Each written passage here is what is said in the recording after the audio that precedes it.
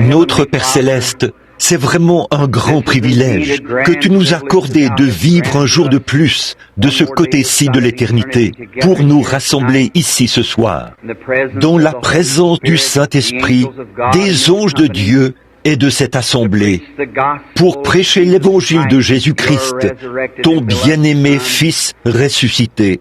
Il nous a donné la commission d'aller par tout le monde et de démontrer la puissance du Saint-Esprit aux croyants nés de nouveau. Et tu as dit, voici les signes qui accompagneront ceux qui auront cru. Nous sommes heureux de ce privilège que nous avons ce soir. Ô Dieu, aide-nous ce soir. Aide l'incroyant ce soir à devenir un croyant complet en Christ, celui qui est ressuscité. Et je te prie de guérir ceux qui sont malades et ceux qui sont dans le besoin ce soir. Chasse de leur corps les maladies néfastes et les afflictions. Puisse-il y avoir un réveil à l'ancienne mode partout dans le pays, juste avant la venue du Seigneur.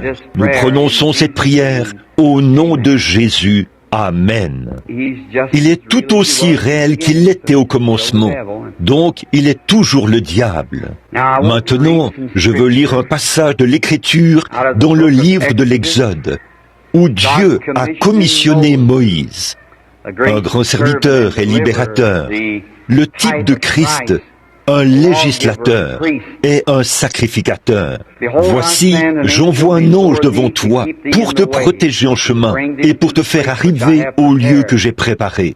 Tiens-toi sur tes gardes en sa présence, écoute sa voix et ne lui résiste point, parce qu'il ne pardonnera pas vos péchés, car mon nom est en lui.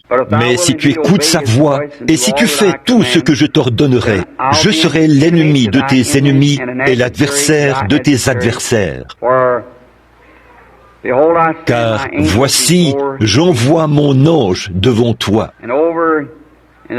Et dans Exode, au chapitre 13, verset 21, l'Éternel allait devant eux, le jour dans une colonne de nuée, pour les guider dans leur chemin, la nuit dans une colonne de feu pour les éclairer, afin qu'ils marchassent jour et nuit. Et la colonne de nuée ne se retirait point de devant le peuple pendant le jour, ni la colonne de feu pendant la nuit. Ça, c'était un moment où le peuple de Dieu traversait une grande crise. Ils avaient été emmenés captifs en Égypte pendant, ou non pas emmenés, c'est une famine qui les avait fait partir. Et ça faisait environ 400 ans qu'ils y étaient en captivité. Quant à Dieu, c'était entièrement son dessein, parce qu'il avait d'abord parlé à Abraham, lorsqu'il lui avait fait savoir que son peuple séjournerait dans un pays étranger pendant 400 ans, et qu'il en ferait sortir par une main puissante. Et toutes les œuvres de Dieu, toutes ses promesses, s'emboîtent parfaitement. Je veux juste donner un petit témoignage avant de former la ligne de prière. Juste au moment où la promesse était sur le point de s'accomplir, les Israélites réussissaient très bien en Égypte. Tout allait bien pour eux, grâce au grand prestige que Joseph avait auprès du roi, après qu'il avait sauvé l'Égypte lors des 7 années de famine. Dieu leur avait fait grâce. Mais quand est venu le moment de l'accomplissement de la promesse, il s'est élevé un pharaon qui n'avait pas connu Joseph. Et ils ont commencé une persécution. Et cela a poussé, lors de cette persécution, cela a poussé les gens à se rassembler pour prier. Et la persécution renforce toujours la cause. C'est ce qu'il en a été tout au long de l'âge. La persécution. J'ai une grande foi pour croire qu'un jour, avant la venue du Seigneur, nos petites différences seront réglées. Il se peut que Dieu doive laisser le communisme nous pousser à nous réunir. Mais il se passera quelque chose qui fera en sorte que nous serons tous d'un même cœur et d'un même accord. Si nous ne pouvons pas avoir la foi pour la guérison maintenant, comment pourrons-nous avoir la foi de l'enlèvement? Nous devons d'abord avoir la foi pour les petites choses, avant d'aller vers les grandes choses. Donc, il y aura quelque chose qui fera en sorte que ça relève de la providence de Dieu. Je n'en sais rien, mais j'en ai vu une démonstration récemment, et c'est de ça que je veux vous parler. Donc, quand Dieu envoyait ce petit garçon, Moïse, il avait une naissance assez étrange, en un temps bien particulier. et Dieu l'a caché. C'était l'élection et l'appel de Dieu d'envoyer Moïse là-bas. Moïse ne pouvait rien y faire s'il était Moïse. Mais quand on voit comment Dieu a préservé sa vie, c'était la prédestination, la volonté prédéterminée de Dieu. Puis, quand il l'a finalement fait partir au désert pour faire paître les brebis de Jéthro, après qu'il était devenu un meurtrier, là, un jour, Dieu lui a parlé dans un buisson ardent.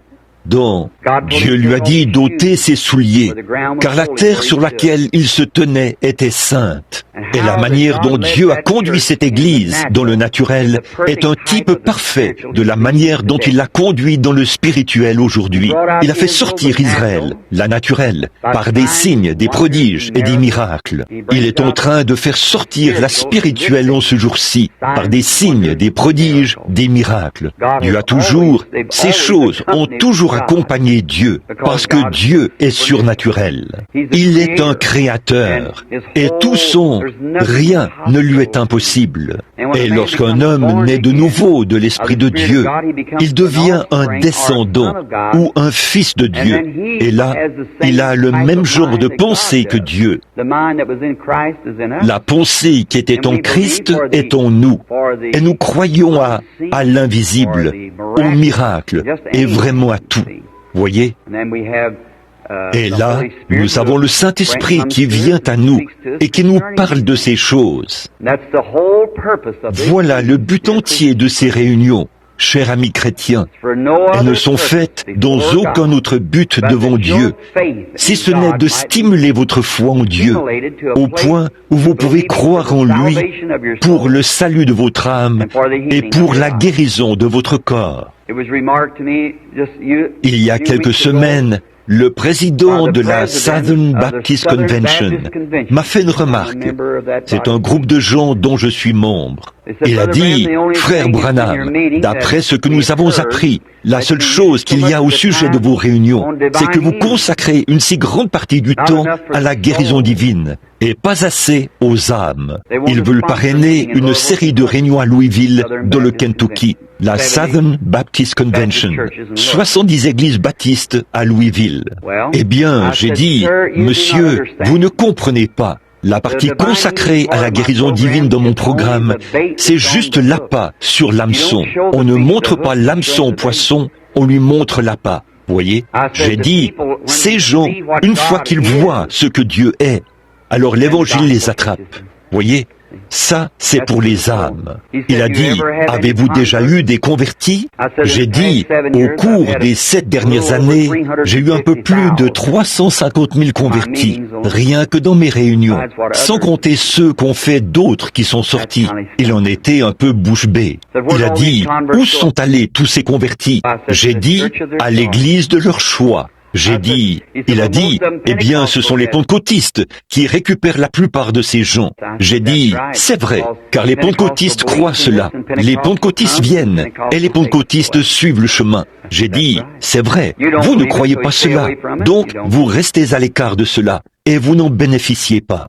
Beaucoup de vos fidèles viennent, ils participent, ils voient, puis ils croient en cela, et vont tout simplement de l'avant. J'ai dit, si seulement vous mettiez de côté... Oh, il a dit, eh bien, qu'en est-il de la science chrétienne et de bon nombre de ces ismes? J'ai dit, si vous étiez resté là où vous auriez dû rester, nous n'aurions pas eu ces sectes. Voyez, si vous étiez allé de l'avant pour prêcher l'évangile, l'homme est un être surnaturel. Il a soif de Dieu. Et s'il ne peut pas trouver la vraie nourriture de Dieu, il mangera n'importe quelle chose qu'il peut trouver. Et je dis, parce qu'à l'intérieur de lui, il est un être surnaturel.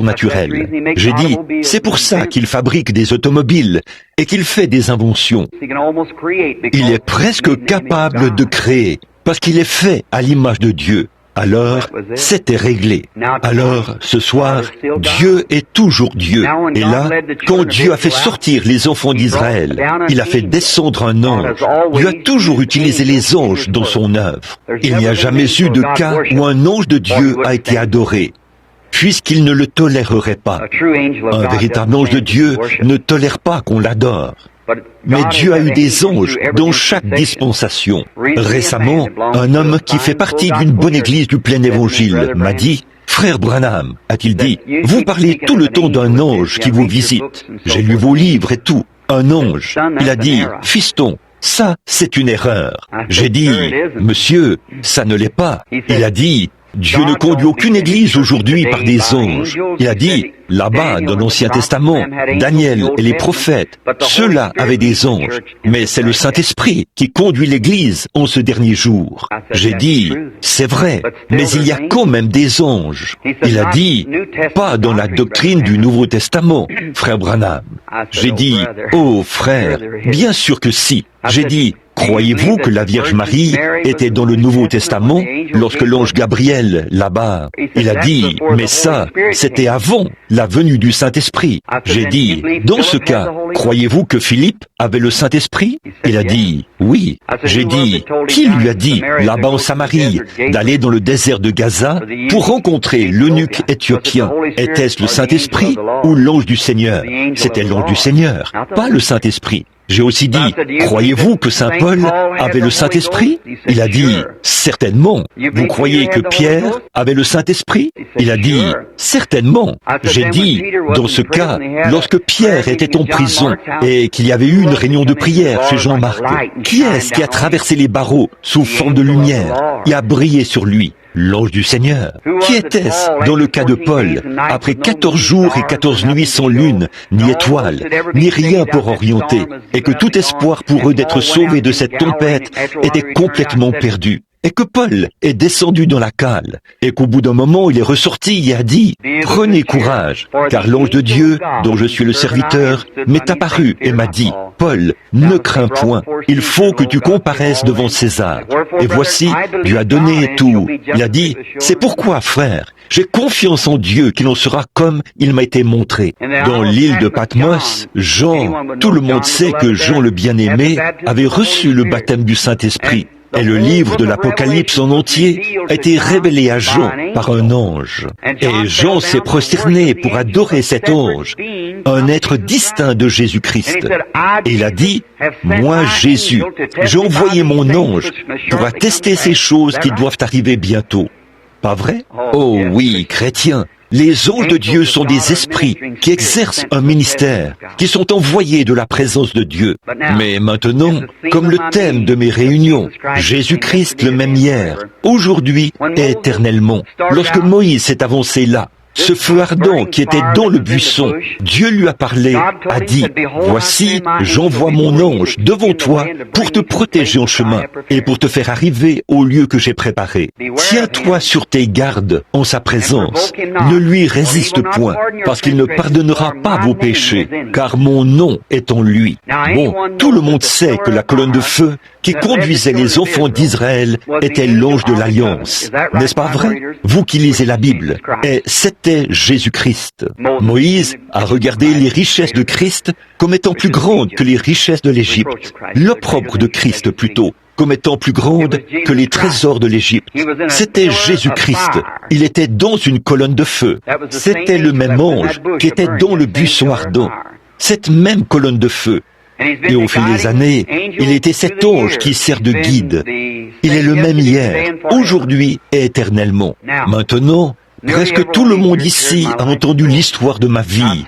Et je dis ceci avec humilité, avec amour envers tous, en essayant de trouver grâce devant Dieu. Que le jour où je quitterai cette vie, quand ma tâche sera terminée ici, je veux aller au ciel, aussi bien que tous les autres dans ce bâtiment. Le ciel a une grande importance pour moi. J'ai une femme là-bas, j'ai un bébé là-bas, j'ai des bien-aimés là-bas, j'ai des milliers d'amis là-bas. Je veux y aller aussi. Et par-dessus tout, mon Seigneur Jésus est là-bas. Et je veux aller le voir. Et je sais qu'en tant qu'imposteur ou menteur, je n'entrerai jamais dans le royaume des cieux. Je serai considéré comme un imposteur, donc je ne pourrai pas y aller. Mais je veux y aller, et c'est pour ça que je suis ici ce soir.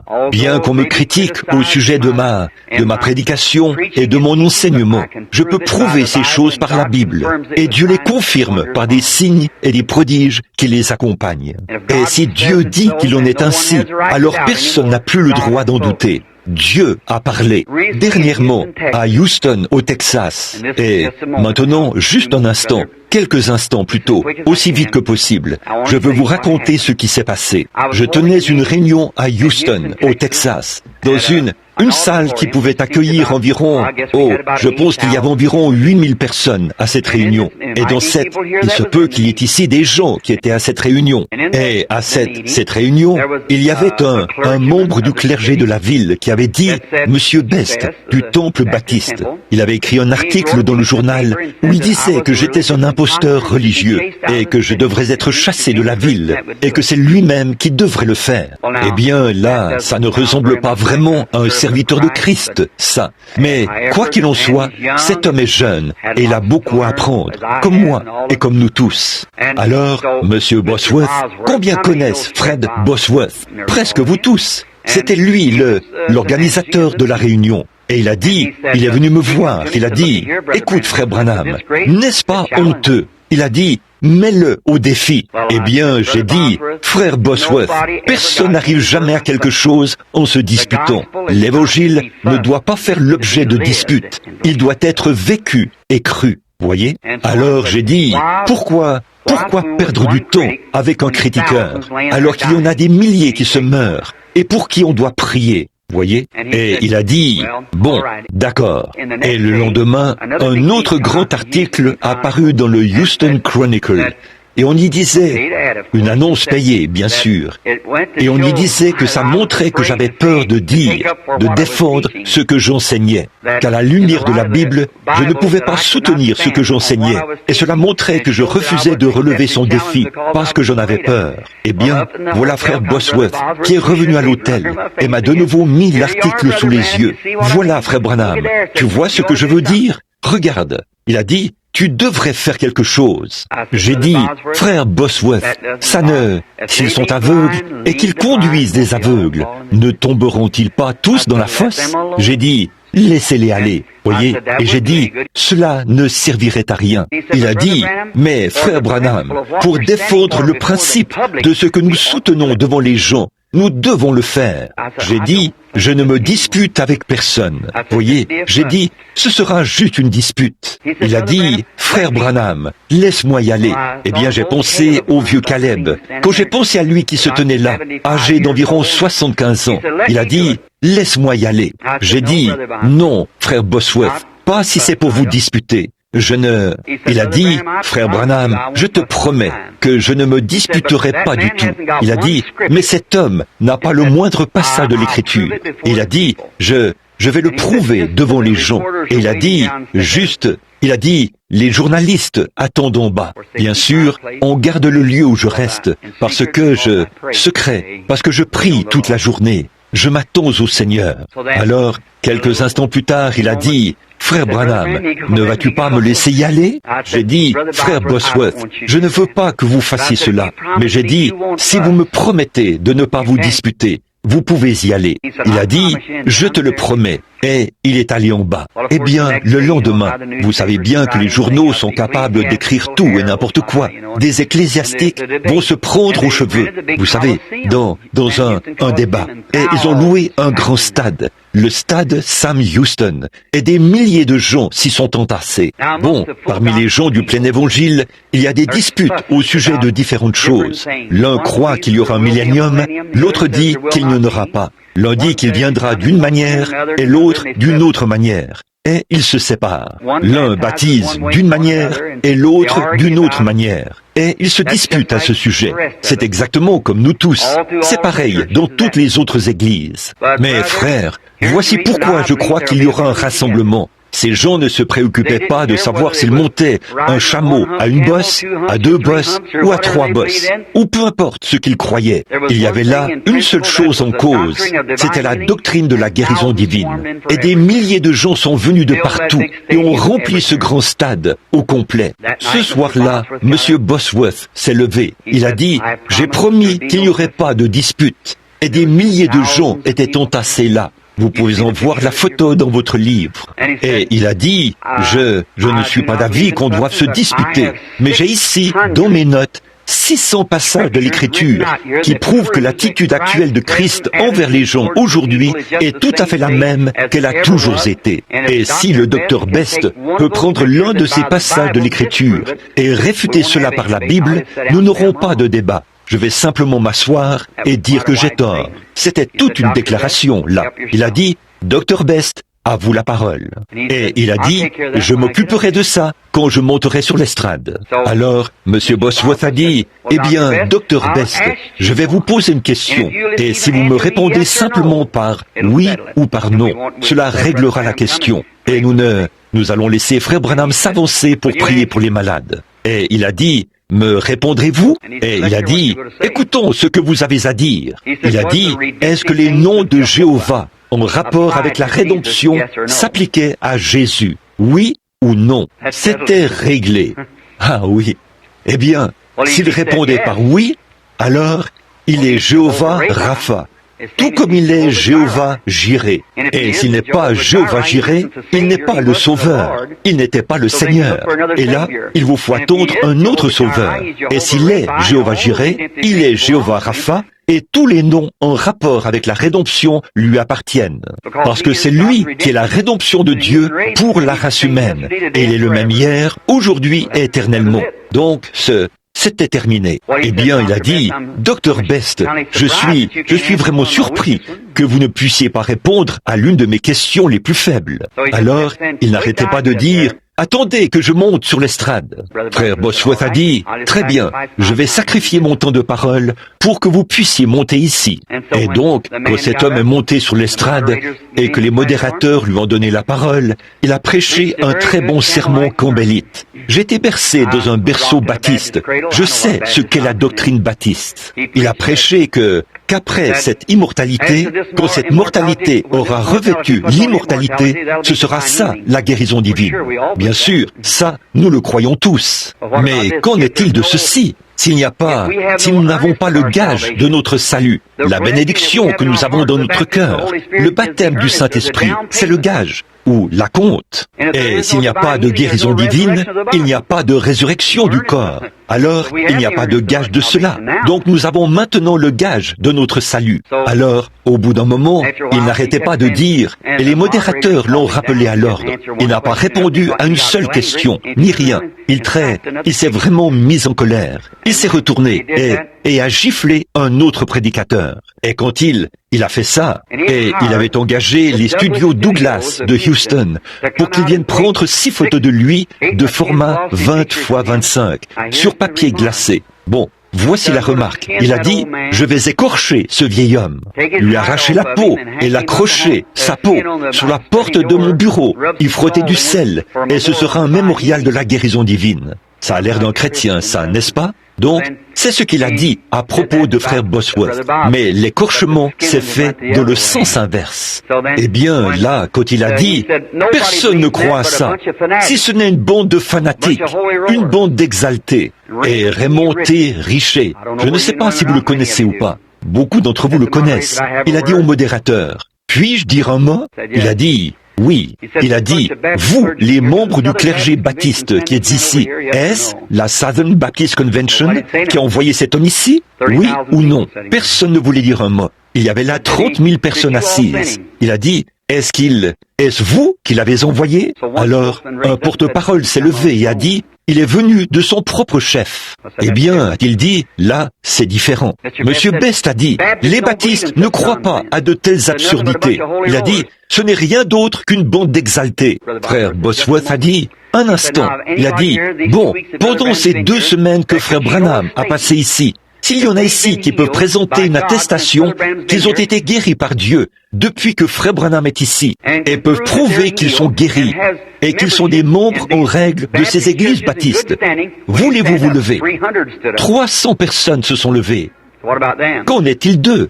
Monsieur Best a dit, n'importe qui peut témoigner de n'importe quoi, sans que cela soit vrai pour autant. Alors il a dit, bon, autrement dit, vous ne pouvez pas appuyer ça par la parole. Vous ne pouvez pas appuyer ça par votre thème, à partir du témoignage des autres. Maintenant, qu'allez-vous faire? Alors il a dit, faites venir ce guérisseur divin, que je le vois faire quelque chose, que je le vois accomplir un miracle. Frère Bosworth a dit, là, j'aurais honte de ça, frère Best. Il a dit, frère Branham ne prétend pas être un guérisseur divin. Si prêcher la guérison divine fait de lui un guérisseur divin, prêcher le salut fait de vous un sauveur divin. Et voudriez-vous qu'on vous appelle un sauveur divin? Il a dit, certainement pas. Frère Branham ne veut pas non plus qu'on l'appelle un guérisseur divin. Il ne l'est pas et ne prétend pas l'être. Il prêche simplement la guérison divine, parce que ça se trouve dans la parole. Et on ne peut appuyer que ce qui se trouve dans la parole. Voyez? Et donc, il a dit, j'aimerais le voir accomplir un miracle. Il a dit, il est ici tous les soirs. Il a dit, il n'a pas encore accompli de miracle. Il a dit, il prie pour les malades, c'est tout. Et il a dit, c'est Dieu qui accomplit les miracles. Alors, il devenait de plus en plus brutal.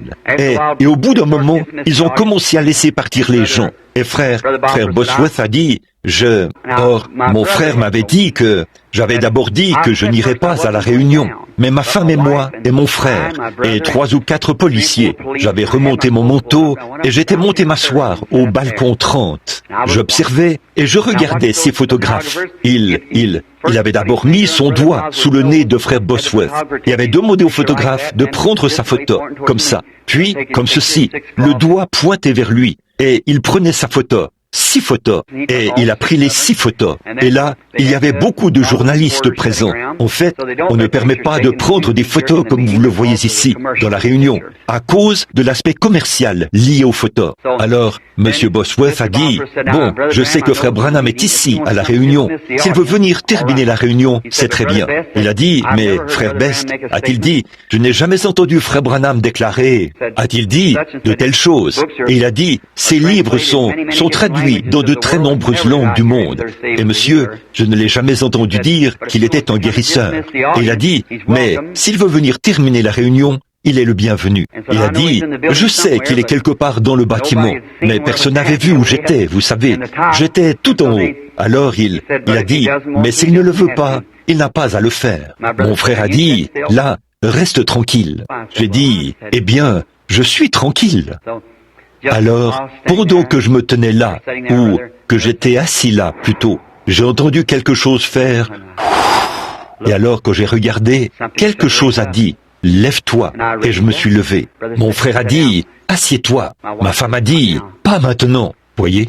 Et quand les gens se sont mis à pleurer, ils ont regardé en haut de ce côté-là, et ils ont formé, plusieurs centaines d'huissiers se sont tenus les mains et ont formé une ligne, parce que c'était pathétique. Les gens essayent même de toucher vos vêtements, vous savez. Ça briserait presque le cœur d'un homme au cœur de pierre, de voir comment certaines choses se passent dans ces réunions. Et voici que je suis descendu de là, je suis monté sur l'estrade, et j'ai dit, je suis vraiment désolé que ces choses arrivent, mais qu'aucun de vous n'en tienne rigueur à Monsieur Best. Et je dis, parce qu'il a autant le droit de ne pas le croire que moi de le croire.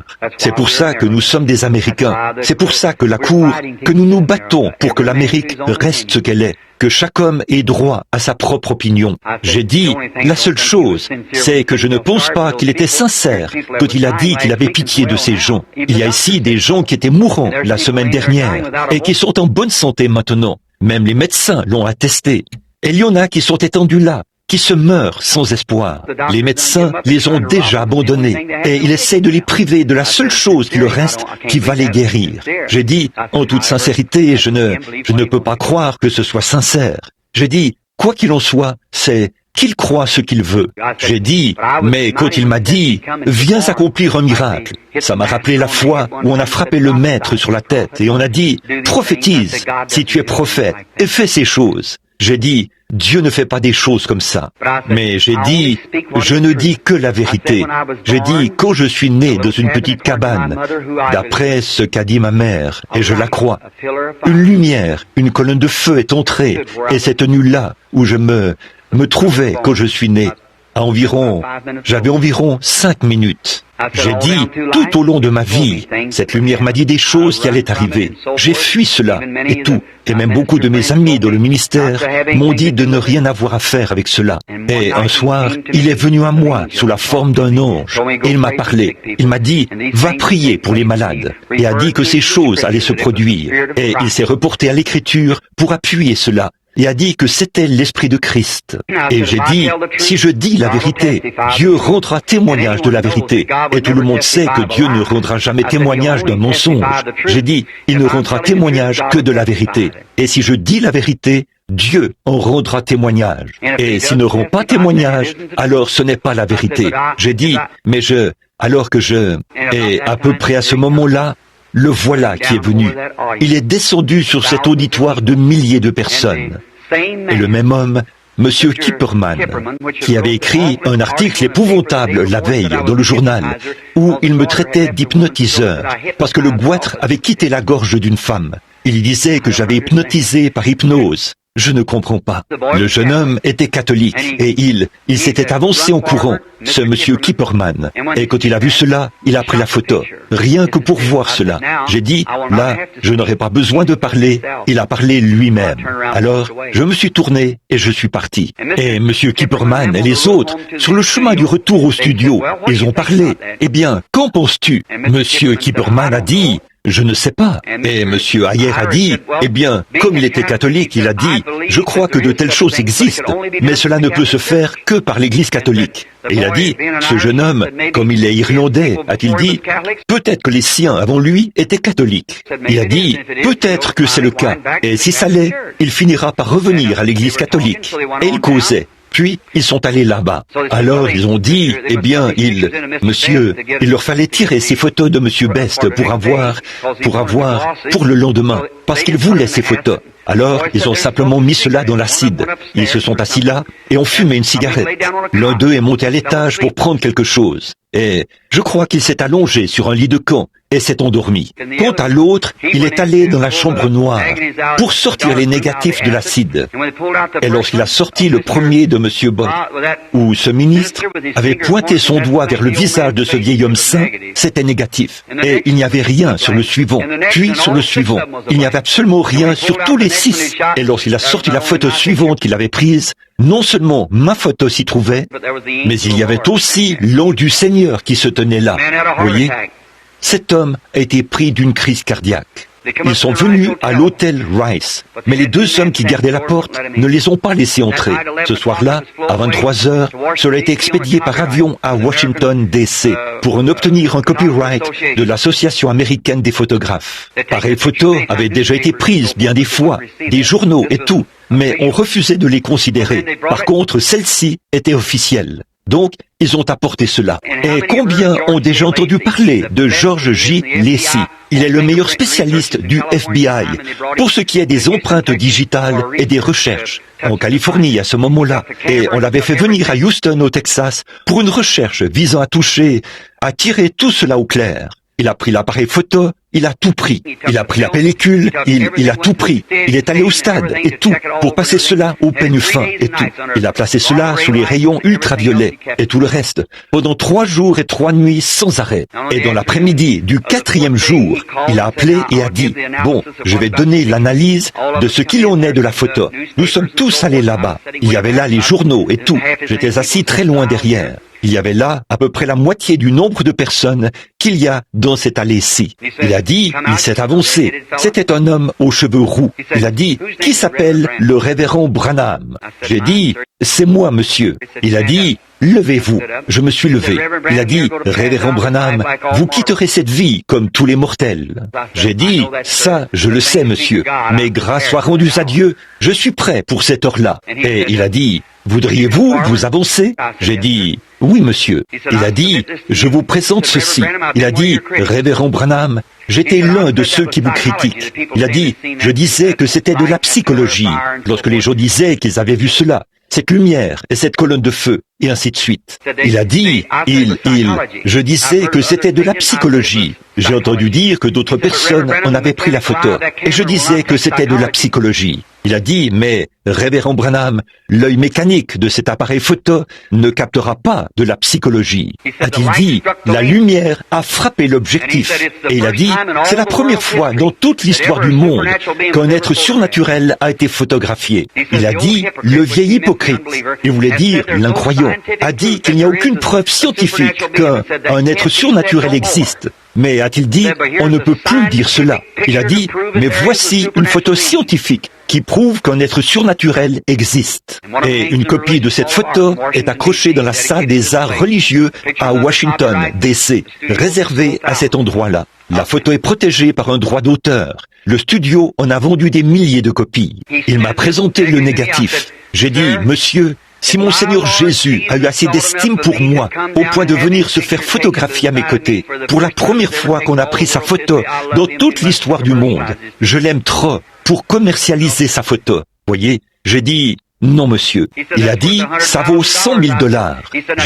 Il a dit, bon, vous serez probablement mort et enterré quand cette photo commencera à faire son effet, a-t-il dit. Mais tant que la civilisation chrétienne existera, ceci subsistera. Alors j'ai dit, eh bien monsieur, peu importe ce que c'est, je ne commercialise rien. Voyez, j'ai dit, je ne fais pas ces choses pour de l'argent. C'est vrai, Dieu le sait, et les gens du monde le savent. Bon, des gens m'ont offert des milliers de dollars, et s'il me fallait réunir $200 ce soir, je ne sais pas où je les trouverais. Je suis venu dans ce monde pauvre, je repartirai pauvre, et pourtant, on m'a même offert jusqu'à d'une seule entreprise, un grand vignoble en Californie, après qu'une femme avait été guérie d'un cancer du sein, $1 500 000, sous forme de mandat postal. Et j'ai refusé de regarder cela. Un gros article apparu dans le journal, vous voyez, après que j'ai refusé de même regarder ce chèque. Ce n'est pas l'argent. Non, monsieur. J'aime le Seigneur Jésus. J'aime, et le seul moyen pour moi de l'aimer, c'est de vous aimer. Et quand je suis franc avec vous, je suis franc avec lui. Et en servant son peuple, c'est lui que je sers. Je dis la vérité, j'ai dit la vérité. Et maintenant, écoutez, cette photo, nous en apporterons une copie ici demain soir pour vous la montrer. C'est une grande colonne de feu. Combien l'ont vue? Probablement que beaucoup d'entre vous l'ont vue. C'est protégé par un droit d'auteur. Il y a de grandes choses qui vont avec ça. C'est une grande colonne de feu, à peu près grande comme ça. Ils ont dit dans leurs recherches que cela ressemblait à une lumière émeraude, flamboyante, qui brûle. On peut voir cela. J'espère qu'elle apparaîtra ici ce soir. Elle est apparue de très nombreuses fois dans les réunions, pendant que je faisais des services. Quelqu'un a-t-il déjà vu cela littéralement, de ses yeux, dans les réunions? Y en a-t-il ici qui l'ont déjà vu? Bien sûr. Les voilà. Voyez, c'est littéralement descendu de nombreuses fois pendant que nous prions. Et là, si ce soir, c'est mon dernier soir sur la terre, comme je me tiens ici, à Cornersville, dans l'Indiana, mon témoignage est la vérité. Dieu, le même Dieu qui a conduit les enfants d'Israël par une colonne de feu dans le désert, conduit son Église aujourd'hui de la même manière. Et cette même colonne de feu est avec nous ce soir. Et de même qu'il a conduit les enfants d'Israël autrefois par des signes, des prodiges, des guérisons et des miracles, quand il était ici sur la terre, il a fait les mêmes choses que vous le voyez faire ce soir. Il est maintenant avec nous, à la fois dans une colonne de feu visible et par des signes et des prodiges qui prouvent que Jésus-Christ est le même hier, aujourd'hui et éternellement. Le monde scientifique sait ce soir que j'ai dit la vérité. J'ai dit la vérité.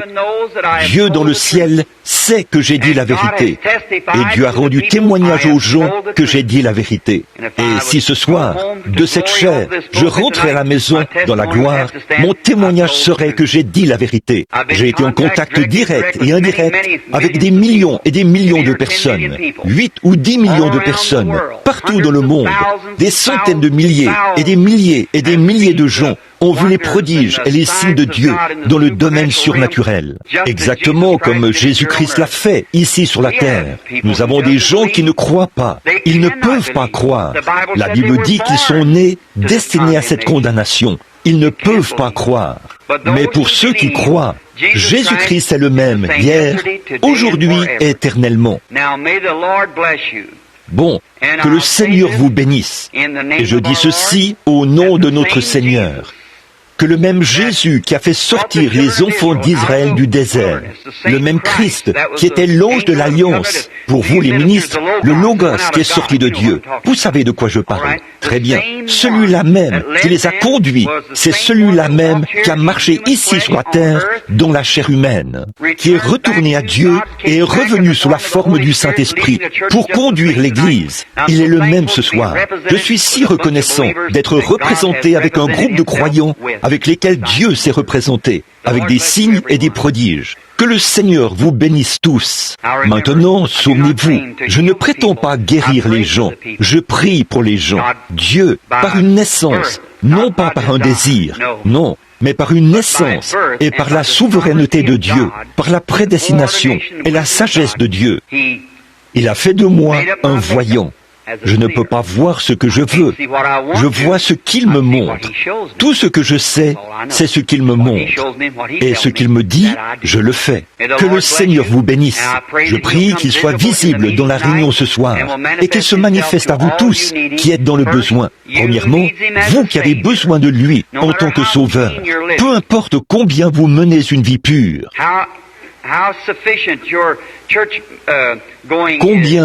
Combien vous allez fidèlement à l'Église? Combien de mon... Souvenez-vous, c'était une sainte Église, une Église qui croyait la Bible, qui a condamné Jésus-Christ et l'a mis à mort. Et Jésus a déclaré à ses pharisiens, il leur a dit, vous avez pour père le diable, des hommes religieux, des hommes saints. Voyez, la foi, c'est quelque chose, vous êtes sauvés par la foi. Non pas d'une manière imaginaire, mais par un contact direct avec Dieu, qui apporte la vie surnaturelle dans votre être mortel. Pendant que nous courbons la tête, Père Céleste, toi que nous aimons et que nous croyons, sachant que tu es le même hier, aujourd'hui et éternellement, le grand Jésus de Nazareth, qui était d'abord sous forme d'esprit et qui conduisait les enfants d'Israël par une colonne de feu. Tu es descendu sur terre et a été fait à l'image de l'homme pour racheter l'homme et le ramener à Dieu. Tu es ensuite retourné au Père et revenu en ce dernier jour dans le même Saint-Esprit. Oh, combien nous te remercions! Et maintenant, tu es ici ce soir. Je prie que tes grandes bénédictions se manifestent à tous et puissent ce soir être un soir dont on se souviendra longtemps à cause de sa présence. Ce soir, puissent tous les enfants de la race déchue d'Adam qui sont assis ici et qui entendent ma voix, sachant qu'un jour, ils devront retourner à la poussière de la terre, sachant que peut-être, avant demain matin, nos âmes devront répondre dans la présence de Dieu. Aie pitié de nous tous, Seigneur. Et maintenant, les paroles que j'ai prononcées ce soir, tu confirmeras qu'elles sont la vérité, car elles ont premièrement été tirées de ta parole. Alors, par la puissance et la démonstration du Saint-Esprit, fait que chaque croyant soit davantage inspiré, que chaque pécheur prenne conscience de son état de pécheur, homme ou femme, et qu'ils te reçoivent ce soir comme leur sauveur personnel. Et Seigneur, pour ce qui est des malades et de ceux qui sont dans le besoin, je prie qu'ils soient guéris. Et maintenant, Seigneur, comme ton don s'est manifesté dans l'Église, comme tu l'as promis, ces choses arrivent afin que s'accomplisse ce qui était dit par notre Seigneur Jésus. Vous ferez, vous aussi, les choses que je fais, et même davantage, car je m'en vais à mon Père. Alors, bénis-nous tous, et aide-nous ce soir, Seigneur, afin que le Saint-Esprit, en guise de confirmation de la parole de Dieu, confirme cela à chacun. C'est au nom du Fils bien-aimé de Dieu, notre Sauveur Jésus-Christ, que nous le demandons. Amen. Qui demeure en moi, c'est lui qui fait les œuvres. Et une fois, on l'a interrogé sur certaines choses, parce qu'il était passé par une piscine où il y avait une grande foule d'estropiés, de boiteux, d'aveugles, de gens déformés. La piscine de Bethesda. Combien se souviennent de cette histoire? Il levait la main, et il n'a guéri aucune de ces personnes. Il est allé vers un homme étendu sur une paillasse, et l'a guéri. Vous vous souvenez de cette histoire? Eh bien, on pourrait penser que s'il était plein d'amour et de compassion, il aurait guéri tous ces gens. Mais maintenant, regardez bien, les Juifs l'ont interrogé. Au verset 19 du même chapitre, il a dit « en vérité, c'est-à-dire absolument, absolument. Je vous le dis, le Père, je ne fais rien de moi-même, mais ce que le Père me montre, c'est ce que je fais. Pas vrai? Combien savent que c'est l'Écriture? Jean 5, 19. Tout ce que le Père fait, il le montre au Fils. Il vous montrera de plus grandes choses que celles-ci, afin que vous soyez dans l'étonnement. Est-ce vrai? Maintenant, écoutez, Jésus a déclaré qu'il ne faisait rien sans que le Père le lui montre dans une vision. Bon, maintenant, souvenez-vous, regardez la résurrection de Lazare. Il est parti alors qu'il savait que Lazare allait mourir. Il est parti. Bien sûr, on a critiqué cela et on l'a envoyé chercher. Il n'est pas venu. On a de nouveau envoyé des gens. Il a simplement poursuivi sa route. Mais il a dit, après quelques jours, il a dit, notre ami Lazare dort. Le Père lui avait montré ce qui allait arriver. Il savait qu'après tant de jours, cela arriverait. Il a dit, eh bien, s'il dort, ça va. Mais il a dit, mais je vais aller le réveiller. Et au tombeau, écoutez ce qu'il a dit. Je te loue, Père, de ce que tu m'as déjà exaucé. Mais j'ai dit ces choses à cause de ceux qui sont là. Pas vrai? Vous voyez, il avait eu une vision. Eh bien, il connaissait leurs pensées. Il savait ce qu'il faisait. Quelqu'un a dit, frère Branham, vous parcourez l'auditoire des yeux et vous savez ce que les gens font, et ainsi de suite. Là-bas, saviez-vous que ça, c'est lire dans la pensée de ces gens, que c'est de la télépathie mentale? Eh bien, alors, Jésus-Christ lisait dans la pensée des gens. Je n'ai pas entendu un seul amen, mais c'est la vérité. La Bible dit-elle qu'ils connaissaient leurs pensées? Combien sont d'accord? Voyons un peu. Eh bien, connaître une pensée, qu'est-ce que c'est? Vous voyez, ce n'est pas cette contrefaçon que le diable a mise là, au coin de la rue, dont se sert un vieux télépathe pour deviner certaines choses. Ça, ce n'est qu'une copie, ce n'est qu'une imitation de ce que le Seigneur a.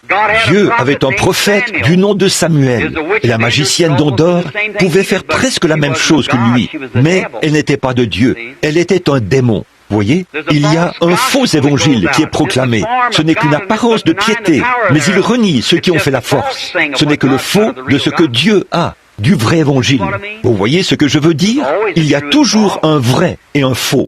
Jésus n'était pas ce qu'on appelle un télépathe qui lit dans les pensées. Il avait en lui la puissance de Dieu. Et c'est ce qui faisait ces choses. Avez-vous déjà lu au sujet de l'Urim dans la Bible, où il est dit qu'on regardait cela, ce pectoral qui donnait que Dieu parlait par ce pectoral? Or le diable s'est donné un cristallomancien comme substitut à cela. L'Urim et le Tumim, vous, les frères, vous connaissez cela. Ils regardaient cela, et les lumières changeaient quand Dieu approuvait quelque chose, ce qui est un type de la parole de Dieu, les trois moyens par lesquels Dieu parle, par le prophète, par les songes, par l'Urim, par la Bible, par la révélation, par le prophète.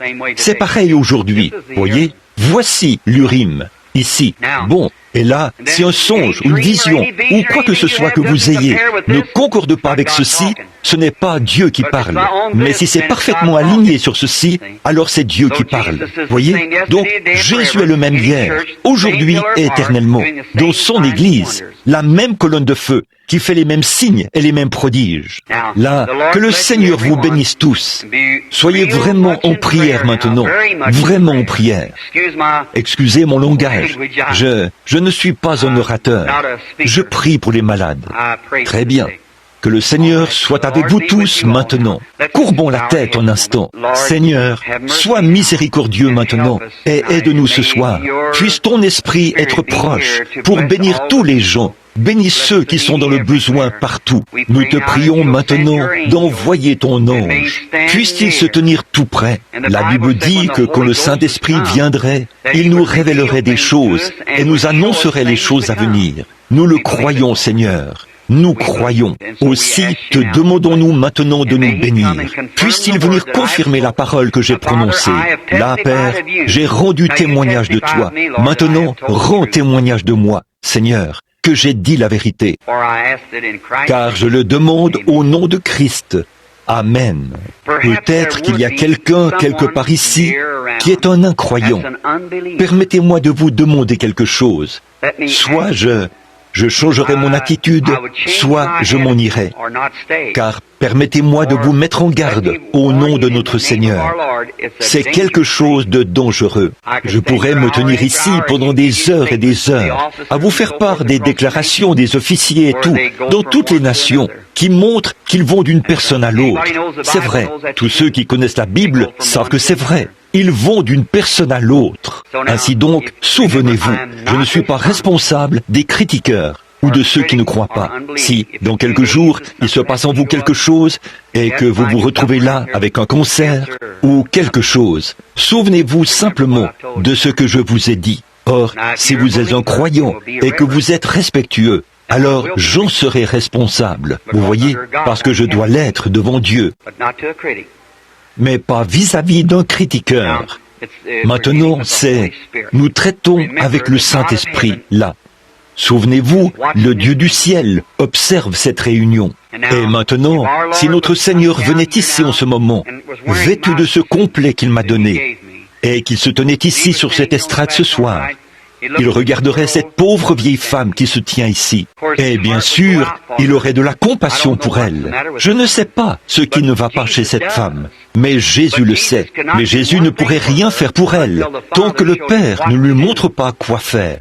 Mais là, s'il lui parlait pendant un petit moment, comme il l'a fait avec la femme au puits, qu'il entrait en contact avec son esprit, il saurait ce qui ne va pas chez elle, ce qu'est son problème. Pas vrai ? Maintenant, demandons-lui de venir, que ses bénédictions reposent sur nous. Maintenant, sœur, je veux que vous leviez les yeux vers moi, pour qu'on parle un peu. Bien sûr, en voyant que vous portez des lunettes, aussitôt, n'importe qui saurait, comme si je disais, il y a là des gens étendus sur des brancards. Ils sont paralysés, et tout. Eh bien, ça, tout le monde le voit, vous. Mais maintenant, voyez-vous, eh bien, je dirais, oh, quelque chose ne va pas avec vos yeux. Vous portez des lunettes. Eh bien, les gens diraient, certainement, c'est vrai, voyez. Mais ce n'est pas ça. C'est peut-être ça. C'est peut-être ce qui ne va pas chez elle.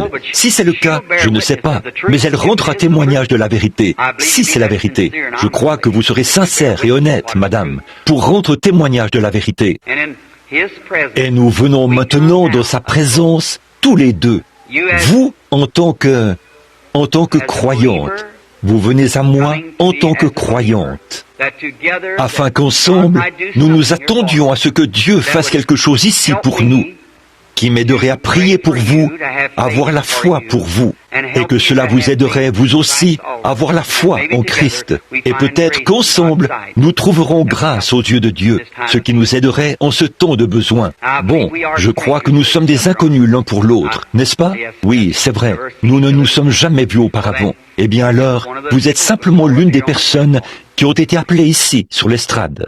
Et maintenant, quant à votre vie, Dieu vous connaît depuis que vous êtes bébé, et il vous a nourri pendant toutes ces nombreuses années. Il sait exactement ce qui ne va pas chez vous. Il sait exactement ce qui en résultera. Il sait ce qui a déclenché cela.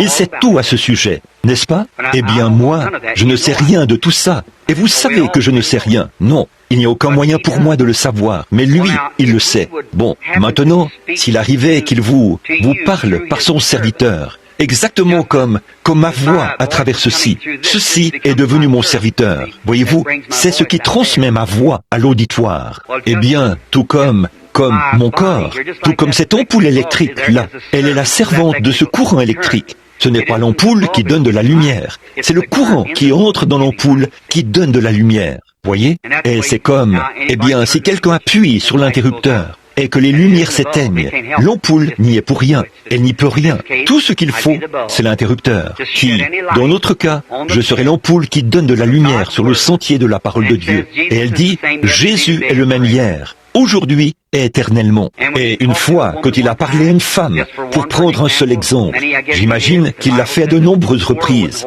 La Bible dit que le monde ne pourrait pas contenir les livres qu'il...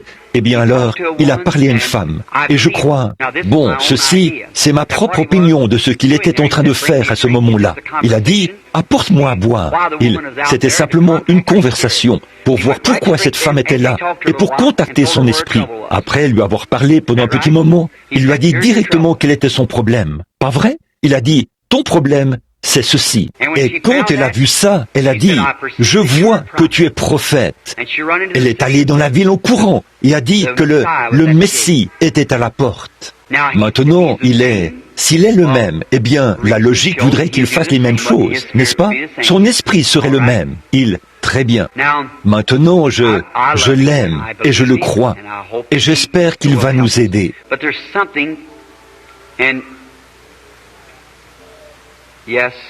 Mais il y a quelque chose dont...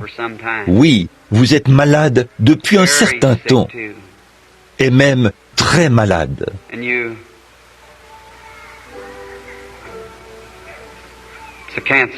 Et vous, c'est un cancer. Est-ce que je peux vous parler hors micro pour un instant? Bon, cette femme, Dieu connaît cette femme, et elle sait que si Dieu ne lui vient pas en aide, elle va mourir. Elle ne peut pas vivre sans l'aide de Dieu, là. Et je sais que cette femme serait sincère.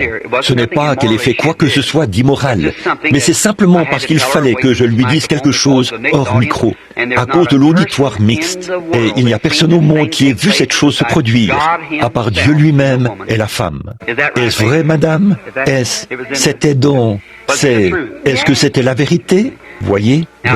Eh bien, le Seigneur le sait. Une vision apparaît là. Alors, sœur, si Dieu m'a permis de voir ce qui s'est passé dans votre vie au fil des années, et que j'ai vu ces choses, alors me ferait-il savoir ce que serait l'avenir? S'il m'a fait connaître ce qui a été, et que vous savez que c'est la vérité, s'il me disait quoi que ce soit à votre sujet par rapport à votre avenir, vous sauriez que c'est aussi la vérité. Pas vrai?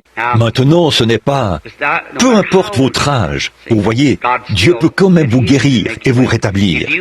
Si vous croyez maintenant que ceci est la vérité, que la révélation de Dieu et Jésus-Christ est ici ce soir, et que sa parole, tout d'abord par la Bible, déclare qu'il vous guérirait, si vous croyez. Et si je prie pour vous, et il a précisé, cet ange du Seigneur, que même le cancer ne résisterait pas à la prière. Ces choses ne sont que des dons, voyez-vous. L'essentiel, c'est de prier pour les malades. C'est pour ça que j'ai été envoyé, pour prier pour les malades. Ceci n'est qu'un don, ça ne guérit personne. Maintenant, il vous a dit ce qu'était votre état, votre vie, quoi que c'était. Il vous l'a dit. La chose m'échappe en un instant, parce qu'une nouvelle vision apparaît. Les gens tirent dans l'auditoire, voyez-vous. Mais peu importe ce que c'était, c'est la vérité. C'est toujours la vérité. Or, cela ne vous a pas guéri, mais c'est la prière qui vous guérit. La prière de la foi sauvera le malade. Maintenant, croyez-vous de tout votre cœur? Très bien. Courbons la tête. Notre Père Céleste, la maladie a frappé notre sœur. La voici qui se tient ici, et c'est toi seul qui peux la rétablir.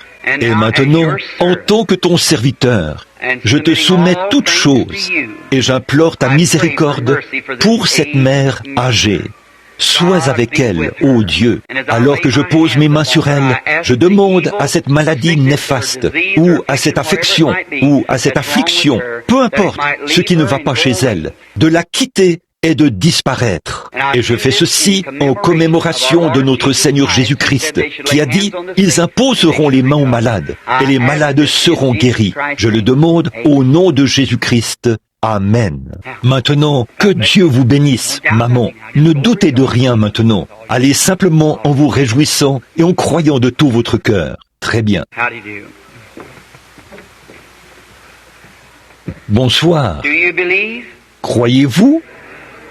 Eh bien, monsieur, vous et moi, nous sommes aussi des inconnus, ici, l'un pour l'autre.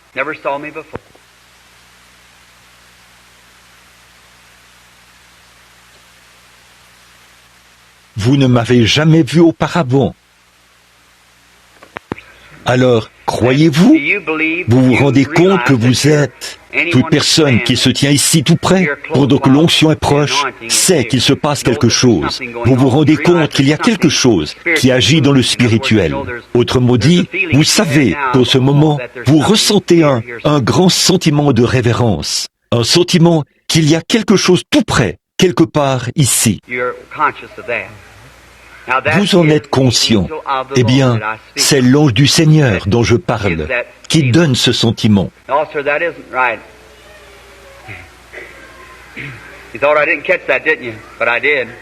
Non, monsieur, ce n'est pas vrai. Vous pensiez que je n'avais pas saisi ça, n'est-ce pas? Mais je l'ai fait. Ce n'est pas de la télépathie mentale. Monsieur, ce n'est pas vous qui avez des problèmes. Vous êtes une personne nerveuse, toute bouleversée. Mais le problème pour lequel vous êtes venu me voir ici concerne votre femme qui est à la maison. Pas vrai? C'est vrai. Que Dieu vous bénisse. La femme est couchée, mourante. En ce moment, elle prend certains produits pour se soulager, à cette heure même. Avez-vous un fils ou quelqu'un auprès d'elle, ou quelqu'un qui s'occupe d'elle en ce moment? C'est bien cela? Eh bien, alors, il est au courant de la situation, n'est-ce pas, frère? Avez-vous votre mouchoir? Dieu Tout-Puissant, au nom de ton Fils, Jésus, j'apporte ce mouchoir en commémoration de la Bible, ce qui est écrit dans la Bible, conformément aux Écritures. Dans Actes, au chapitre 19 de ta parole, il est dit qu'on prenait des mouchoirs ou des linges qui avaient touché le corps de Paul. Les gens savaient qu'il était un prophète envoyé de Dieu. Ils savaient que l'ange de Dieu était avec lui, qu'il se tenait à ses côtés. Et ils savaient que ce qu'il bénissait était béni. Et maintenant, Seigneur, nous ne sommes pas Saint Paul, mais tu es toujours le même Seigneur Jésus. Et voici un besoin sérieux. Et je te demande, Père bien-aimé, alors que j'envoie ce mouchoir à sa femme malade et mourante, que tu épargnes sa vie. Je te remets ceci, Seigneur. Je ne sais pas ce que tu vas faire, mais je sais que tu t'intéresses à ce cas. J'envoie ceci, et quand cela lui parviendra,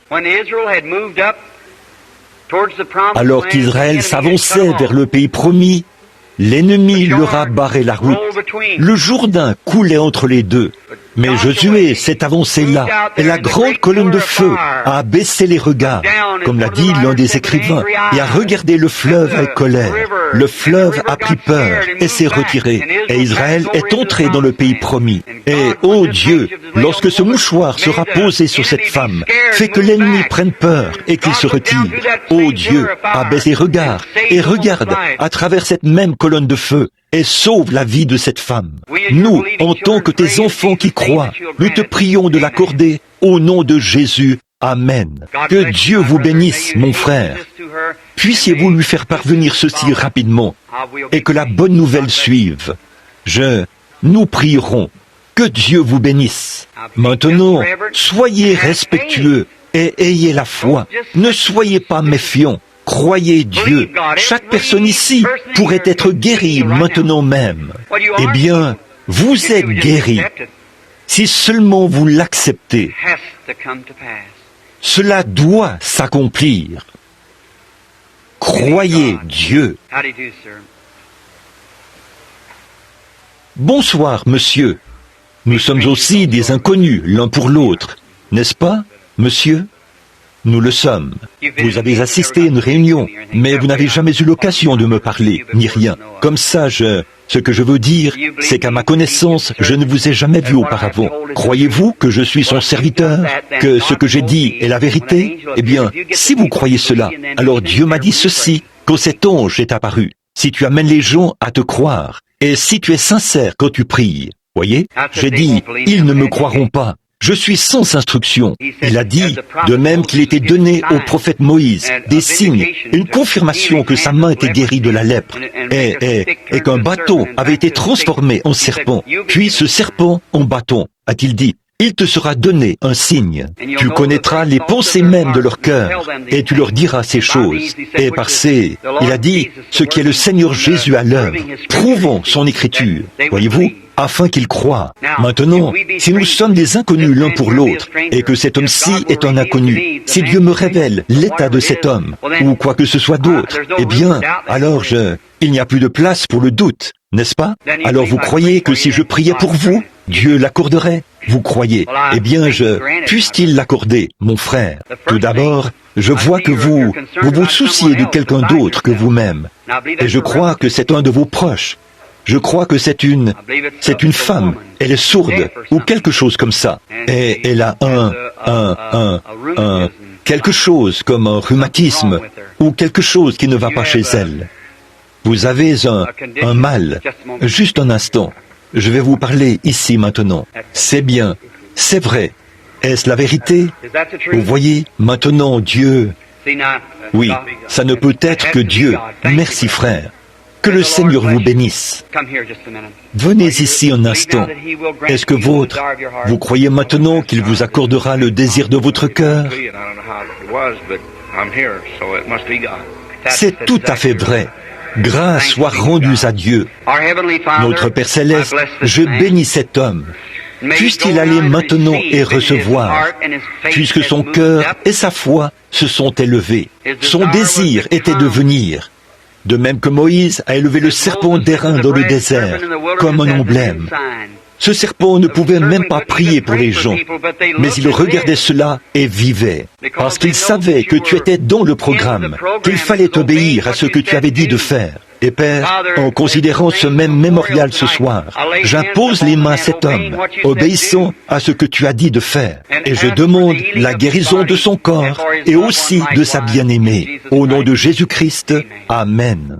Maintenant, jeune homme, continuez votre chemin en vous réjouissant. Allez, en étant reconnaissant. Dieu pourrait certainement vous récompenser pour votre foi. Que Dieu vous bénisse. Mais il faut que votre foi entre en action maintenant. Il y a longtemps que vous avez un désir dans votre cœur. N'est-ce pas? Je ne lis pas dans vos pensées, mais vous avez même promis à Dieu que les choses que vous aviez promises, ces choses que vous savez que vous auriez dû faire quand vous étiez jeune femme, à un moment donné, mais que vous n'avez pas faites. Est-ce la vérité? Votre bébé a un genre de problème d'intestin. N'est-ce pas vrai? Quelque chose, il est dans un état de paralysie. Il souffre de régurgitation. Il vomit sa petite nourriture. Est-ce la vérité? Si c'est vrai, levez la main pour attester de tout cela. Comment puis-je vous connaître? Et comment puis-je connaître votre bébé? Mais le Dieu du ciel se tient ici et vous révèle ces choses. Croyez-vous que Dieu guérira ce bébé si je le lui demande? Et allez-vous lui obéir? Allez de l'avant et faire ce que Dieu, notre Père Céleste, je te prie de bénir à la fois la dame et le bébé. Puissent-ils tous les deux se rétablir, Seigneur, et te servir tous les jours de leur vie.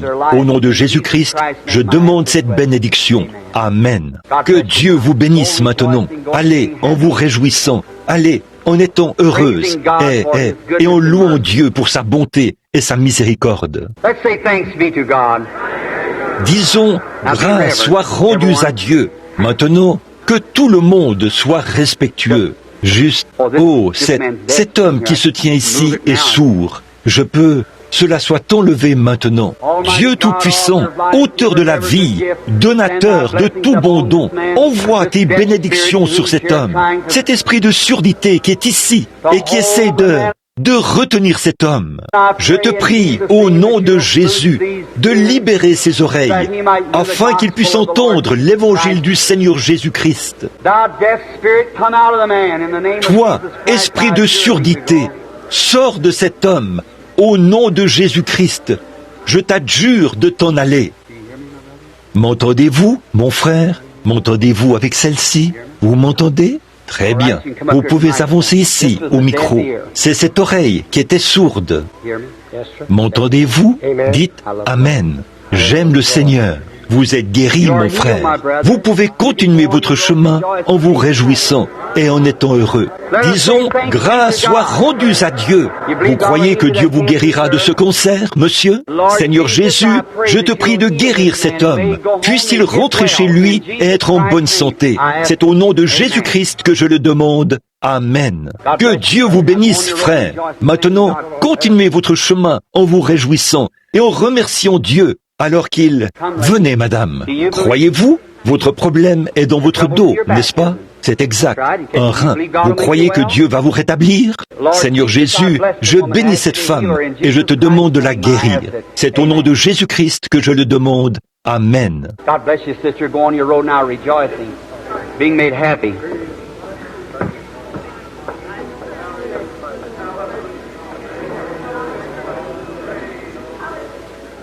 Que Dieu vous bénisse, sœur. Continuez votre chemin maintenant, en vous réjouissant et en étant heureuse. Vous aussi, vous souffrez, n'est-ce pas, madame? Vous qui êtes assise juste là, celle qui est juste ici, qui porte ce petit manteau rouge. Vous aussi, vous voulez qu'on prie pour vous, n'est-ce pas? Je pensais bien que oui. Vous étiez en train de prier, là. Voyez? Oui, je n'ai pas saisi exactement ce que c'était. Maintenant, je le saisis. C'est de l'arthrite, pas vrai? N'avez-vous pas autre chose que ça? Une phlébite. C'est exact. Vous croyez? Vous voulez être guéri? Vous tous? Vous intéressez-vous à elle? Vous croyez? Vous aussi? Qu'en est-il de vous qui êtes assise là, à côté d'elle? Vous aussi, vous avez de l'arthrite. Vous qui êtes assise juste à côté d'elle. Et vous, madame, vous avez de l'hypotension, n'est-ce pas? Assise. Pas vrai? Cette dame là-bas, elle aussi, elle a de l'arthrite. Pas vrai? Est-ce la vérité? Levez la main si c'est la vérité. Il y a quelque chose comme un lien entre vous toutes, tout le groupe. Vous êtes venus ensemble. Vous venez d'une autre ville, de l'Ohio. Pas vrai? Rentrez chez vous et soyez en bonne santé. Chacune d'entre vous. Venez. Voulez-vous être guéri? Très bien. Vous êtes asthmatique. Allez simplement en remerciant le Seigneur et soyez rétablis. C'est là. Que Dieu vous bénisse. Au nom du Seigneur Jésus-Christ. Vous voulez vous remettre de cette maladie de cœur, madame? Si oui, allez simplement en le remerciant, en disant « Merci Seigneur » et Dieu permettra que vous vous rétablissiez. Vous croyez maintenant? Je vois quelqu'un assis là, en train de prier, vêtu d'un manteau blanc. Vous avez une chose très étrange. Vous avez des moments de grande faiblesse. Vous vous évanouissez. Pas vrai? Si c'est la vérité, levez la main. Levez-vous et acceptez votre guérison maintenant. C'est ça, voyez, c'est ça. Que Dieu vous bénisse. Rentrez chez vous et soyez en bonne santé maintenant. Cette petite femme assise là, au bout, en train de louer le Seigneur. Vous avez une sorte de douleur au niveau du sein et ça vous cause des ennuis. Pas vrai? Et un problème d'estomac aussi. N'est-ce pas vrai? C'est du gaz qui fait pression sur votre cœur, et ainsi de suite. Que le Seigneur vous bénisse. Rentrez chez vous maintenant et soyez rétablis. Que le Seigneur Jésus vous rétablisse. Disons que Dieu soit loué. Vous voulez vous débarrasser de cette anémie? Vous le voulez? Dites « Merci Seigneur de m'avoir guéri ». Acceptez votre guérison. Le faites-vous? Très bien. Continuez votre chemin en vous réjouissant et en étant heureux.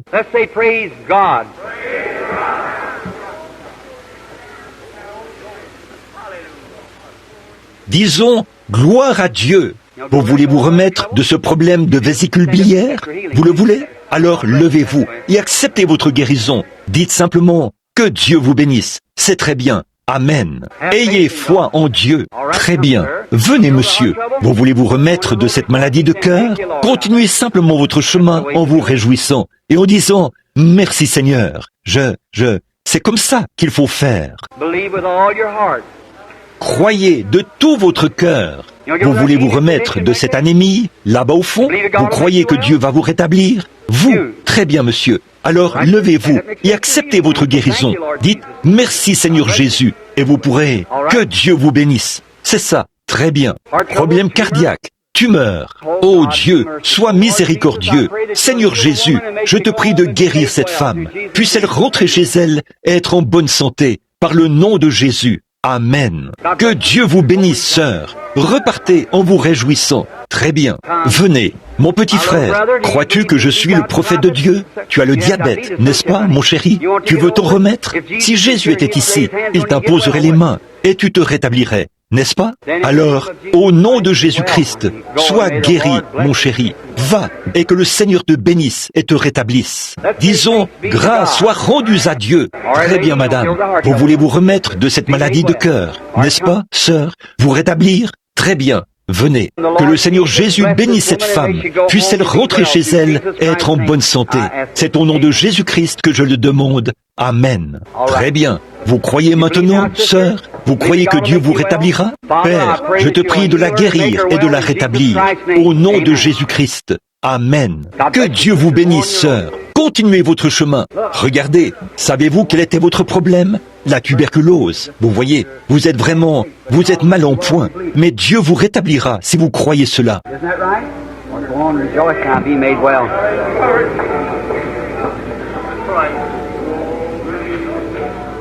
N'est-ce pas vrai? Très bien. Allez, réjouissez-vous maintenant et soyez rétablis.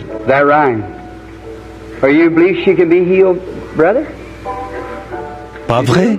Eh bien, vous croyez qu'elle peut être guérie, frère? Vous le croyez? C'est dans votre colonne vertébrale. Pas vrai? Les vertèbres sont toutes disloquées. Si vous croyez Dieu et que vous croyez que je suis son serviteur, je vais demander à Dieu de vous guérir. Et alors, vous pourrez vous lever de là et rentrer chez vous si vous croyez. Vous repartirez en marchant et vous serez en bonne santé. Vous croyez cela? Posez votre main sur elle, monsieur. Vous qui êtes assis là, près d'elle, posez votre main sur elle. Seigneur Jésus, je ne sais pas pourquoi tu t'es déplacé pour montrer cette femme, mais elle est couchée là.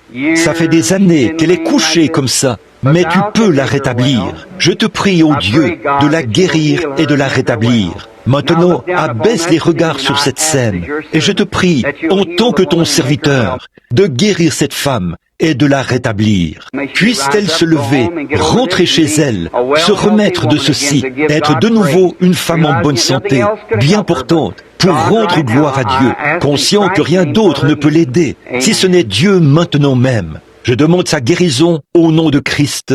Amen. Que Dieu vous bénisse maintenant, sœur. Vous sentez-vous guérie maintenant? Vous l'êtes. Vous pouvez vous lever du lit de camp après le service pour sortir et rentrer à la maison. Combien d'entre vous aimeraient être guéris en ce moment? Ne vous en faites pas. La voilà qui se lève, paralysée de la colonne vertébrale. Tous les autres, vous pourriez aussi être guéris. Levons les mains et donnons la louange à Dieu. Si quelqu'un veut être guéri, qu'il vienne maintenant.